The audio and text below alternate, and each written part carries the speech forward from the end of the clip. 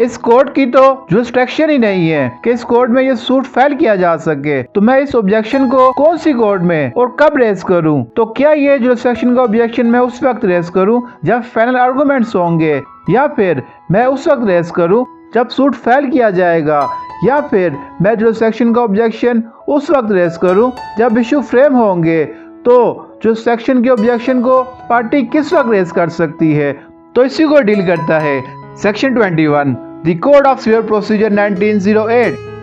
Objections to jurisdiction. No objection as to the place of suing shall be allowed by any appellate or revisional court unless such objection was taken in the court of first instance at the earliest possible opportunity, and in all cases where issues are settled at or before such settlement, and unless there has been a consequent failure of justice.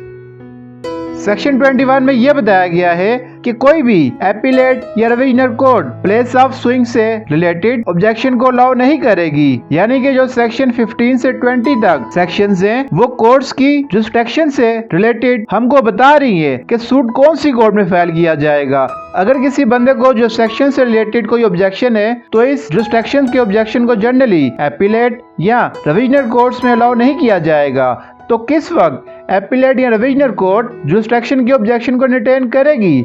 Number 1,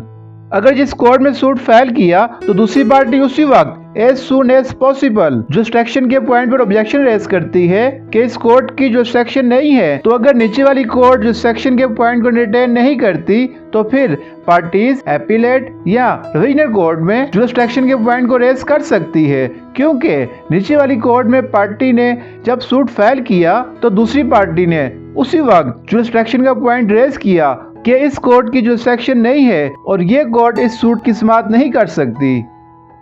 number 2,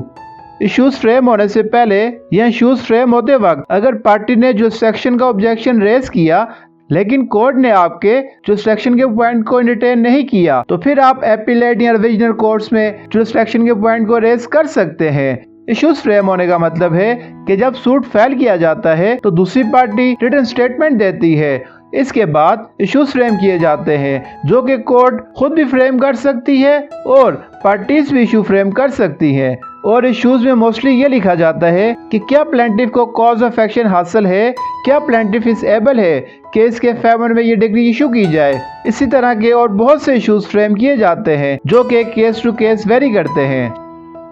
number 3, अगर मुकम्मल failure of justice हो तो इस वक्त appellate या revisional courts में jurisdiction के point पर ऑब्जेक्शन किया जा सकता है। सेक्शन 22,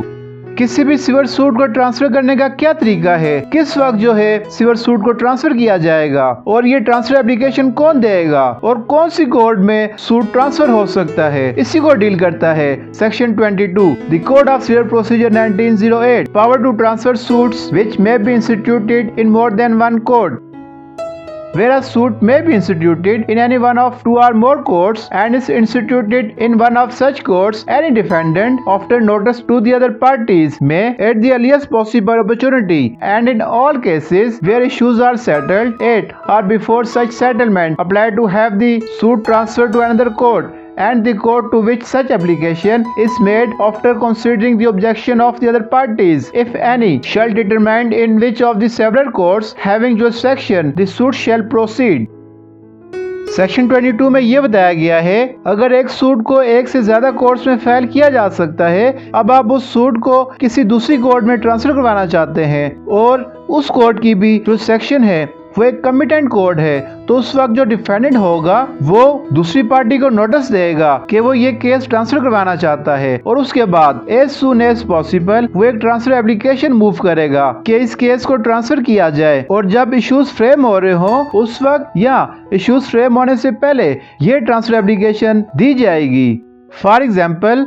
अगर प्लेंटिफ कोर्ट ए में सूट फाइल करता है और कोर्ट बी और सी के पास भी ये जुरिस्डिक्शन है कि उनमें भी सूट फाइल किया जा सकता है, तो उस वक्त जो डिफेंडेंट होगा वो सबसे पहले प्लेंटिफ को एक नोटिस इश्यू करेगा और उसके बाद as soon as possible transfer application देगा कोर्ट में कि वो ये सूट ट्रांसफर करवाना चाहता है किसी दूसरी कोर्ट में, और उस एप्लीकेशन पर जो प्लेंटिफ होगा वो ऑब्जेक्शन देगा और कोर्ट ऑब्जेक्शन और आर्गुमेंट सुनने के बाद ऑर्डर पास करेगी कि क्या इस सूट को किसी दूसरी कोर्ट में ट्रांसफर किया जा सकता है या नहीं किया जा सकता। और डिफेंडेंट जब सूट को ट्रांसफर करवाना चाहता हो तो उस वक्त जो दूसरी कोर्ट होगी उसके पास जुरिस्डिक्शन होनी चाहिए और वो एक कॉम्पिटेंट कोर्ट होनी चाहिए। Section 23 To what court application lies? Where the several courts having jurisdiction are subordinate to the same appellate court, an application under section 22 shall be made to the appellate court. Section 23 ये बात कह रही है कि कौन सी court में transfer application दी जाएगी। मतलब कि जब आप एक सूट को एक कोर्ट से किसी दूसरी कोर्ट में ट्रांसफर करवाना चाहते हैं तो जो ट्रांसफर एप्लीकेशन होगी वो कौन सी कोर्ट में फाइल की जाएगी। जितने भी सबऑर्डिनेट कोर्ट्स होंगी अगर उन सब की एपीलेट कोर्ट एक जैसी है तो उसी एक एपीलेट कोर्ट में वो ट्रांसफर एप्लीकेशन दी जाएगी। फॉर एग्जाम्पल, अगर एक सिविल कोर्ट में सूट फाइल होता है और जो दूसरी सिविल कोर्ट है उसके पास भी ये जो सेक्शन है और इन दोनों सिविल कोर्ट्स की जो एपीलेट कोर्ट है वो एक ही है तो वो ट्रांसफर एप्लीकेशन इस एपीलेट कोर्ट में देगा जो कि इन दोनों सिविल कोर्ट्स के एपीलेट है और इसी एपीलेट कोर्ट में वो ट्रांसफर एप्लीकेशन मूव करेगा कि ये सूट जो है ये इस सिविल कोर्ट से इस सिविल कोर्ट में ट्रांसफर किया जाए और फिर जो है उसका सूट ट्रांसफर किया जा सकता है। Section 23, subsection 2, where such courts are subordinate to different appellate courts, but to the same high court, the application shall be made to the said high court. Section 23 की सबसेक्शन 2 ये बात कह रही है अगर बहुत सी सबऑर्डिनेट कोर्ट्स हैं और सब सबऑर्डिनेट कोर्ट्स की जुरिस्डिक्शन भी है कि वो इस सूट की समाअत कर सकती हैं, लेकिन उन सब सबऑर्डिनेट कोर्ट्स की जो एपीलेट कोर्ट है वो डिफरेंट है। मतलब कि जो ये कोर्ट है इसकी एपीलेट कोर्ट ये वाली है और इसकी एपीलेट कोर्ट ये वाली है। इन सब की जो एपीलेट कोर्ट्स हैं वो डिफरेंट है तो इस कंडीशन में जो डिफेंडेंट होगा वो कौन सी कोर्ट में ट्रांसफर एप्लीकेशन फाइल करेगा। इन सब की जो हाई कोर्ट है वो सेम है, जो डिफेंडेंट होगा वो उस हाई कोर्ट में ट्रांसफर एप्लीकेशन फाइल करेगा। जब एपीलेट कोर्ट डिफरेंट होंगी उस कंडीशन में जो ट्रांसफर एप्लीकेशन होगी वो हाई कोर्ट में फाइल की जाएगी। फॉर एग्जाम्पल, आपने सूट फाइल किया सिविल कोर्ट ए में और civil court B, civil court C, इन तीनों की जो सेक्शन सेम है लेकिन जो एपीलेट कोर्ट है वो इन तीनों कोर्ट्स की डिफरेंट है। यानी कि सिविल कोर्ट ए की एपीलेट कोर्ट ये है और सिविल कोर्ट बी की एपीलेट कोर्ट ये है, जबकि सिविल कोर्ट सी की एपीलेट कोर्ट ये है। लेकिन इन तीनों सिविल कोर्ट के पास ये जो सेक्शन है कि इनमें से कोई भी एक कोर्ट सूट की समाअत कर सकती है। तो अगर डिफेंडेंट अब सिविल कोर्ट ए से सूट ट्रांसफर करवाना चाहता है सिविल कोर्ट बी में, अब डिफेंडेंट ट्रांसफर एप्लीकेशन कौन सी कोर्ट में फाइल करेगा, क्योंकि जो एपीलेट कोर्ट है वो तो इन तीनों कोर्ट्स की सेम नहीं है लेकिन जो इसकी हाई कोर्ट है वो सेम है। मतलब कि जो civil court A, civil court B, civil court C, इनकी जो हाई कोर्ट है वो सेम है और इनकी जो एपीलेट कोर्ट है वो डिफरेंट है। तो इस सूरत में हाई कोर्ट में ट्रांसफर एप्लीकेशन फाइल की जाएगी। Section 23, subsection 3, where such courts are subordinate to different high courts, the application shall be made to the high court within the local limits of whose jurisdiction the court in which this suit is brought is situate. Section 23 की subsection 3 ये बात कहती है अगर different high courts होंगी तो उस वक्त ट्रांसफर एप्लीकेशन कौन सी हाई कोर्ट में फाइल की जाएगी। तो ट्रांसफर एप्लीकेशन इस हाई कोर्ट में फाइल की जाएगी जिसकी सबऑर्डिनेट कोर्ट में सूट फाइल किया जाता है। फॉर एग्जाम्पल, अगर कोर्ट ए, कोर्ट बी, कोर्ट सी हैं जो कि डिफरेंट हाई कोर्ट के सबऑर्डिनेट है, यानी कि कोर्ट ए इस वाली हाई कोर्ट के सबऑर्डिनेट है, कोर्ट बी इस वाली हाई कोर्ट के सबऑर्डिनेट है और कोर्ट सी जो है वो इस वाली हाई कोर्ट के सबऑर्डिनेट है। तो अब प्लेंटिफ जो है वो सूट फाइल करता है कोर्ट ए में और जो डिफेंडेंट है वो सूट ट्रांसफर करवाना चाहता है कोर्ट बी में, लेकिन कोर्ट ए और court be different high court के सबऑर्डिनेट हैं। तो अब ट्रांसफर एप्लीकेशन कौन सी हाई कोर्ट में फाइल की जाएगी। तो ट्रांसफर एप्लीकेशन उस हाई कोर्ट में फाइल की जाएगी जिसकी सबऑर्डिनेट कोर्ट में सूट फाइल किया जाता है। यानी कि जो सूट फाइल हुआ वो कोर्ट ए में फाइल हुआ और जो डिफेंडेंट है वो सूट ट्रांसफर करवाना चाहता है कोर्ट बी में। तो अब ट्रांसफर एप्लीकेशन कोर्ट ए वाली हाई कोर्ट में फाइल की जाएगी क्योंकि कोड ए इस वाली हाई कोर्ट के सबऑर्डिनेट है। अब हम सेक्शन 21, 22 और 23 का ओवरव्यू लेते हैं।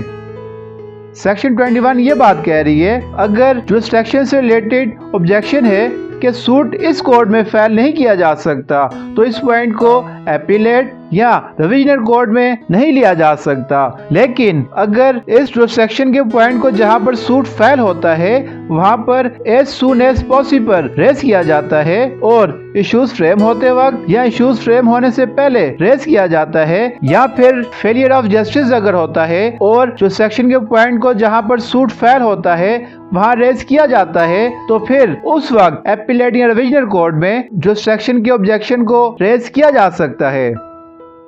जबकि सेक्शन 22 ये बात कह रही है, जब एक सूट को एक कॉम्पिटेंट कोर्ट से किसी दूसरी कॉम्पिटेंट कोर्ट में ट्रांसफर करवाना हो और उन कोर्ट्स की जो सेक्शन हो, तो डिफेंडेंट सबसे पहले प्लेंटिफ को नोटिस जारी करेगा और as soon as possible transfer application file करेगा। लेकिन जो वो ट्रांसफर एप्लीकेशन फाइल करेगा वो इश्यूज फ्रेम होने से पहले या इश्यूज फ्रेम होते वक्त फाइल करेगा। उसके बाद जो दूसरी पार्टी होगी वो उस ट्रांसफर एप्लीकेशन में ऑब्जेक्शन देगी और ऑब्जेक्शन के बाद आर्गुमेंट्स होंगे। उसके बाद जो है कोर्ट उस ट्रांसफर एप्लीकेशन पर ऑर्डर करेगी।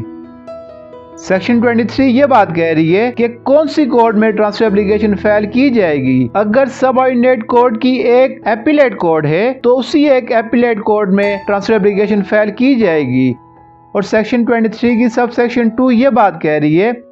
अगर सबऑर्डिनेट कोर्ट की डिफरेंट एपीलेट कोर्ट्स हैं लेकिन उन डिफरेंट एपीलेट कोर्ट्स की सेम हाई कोर्ट है तो उस हाई कोर्ट में ट्रांसफर एप्लीकेशन फाइल की जाएगी। और सेक्शन 23 की सब सेक्शन 3 ये बात कह रही है, अगर subordinate court different high court में आती हैं तो ट्रांसफर एप्लीकेशन उस हाई कोर्ट में फाइल होगी जिसकी सबऑर्डिनेट कोर्ट में सूट फाइल किया जाता है। तो दोस्तों, हमारा चैनल लाजमी सब्सक्राइब कीजिए और बेल आइकन को प्रेस करें और अपने फ्रेंड्स के साथ आज के लेक्चर को लाजमी शेयर करें ताकि वो भी इजीली लॉ से रिलेटेड नॉलेज गेन कर सकें। और अगर आपके माइंड में किसी भी किस्म का कोई क्वेश्चन है तो आप हमें कमेंट्स करके पूछ सकते हैं। And at last, thank you for watching.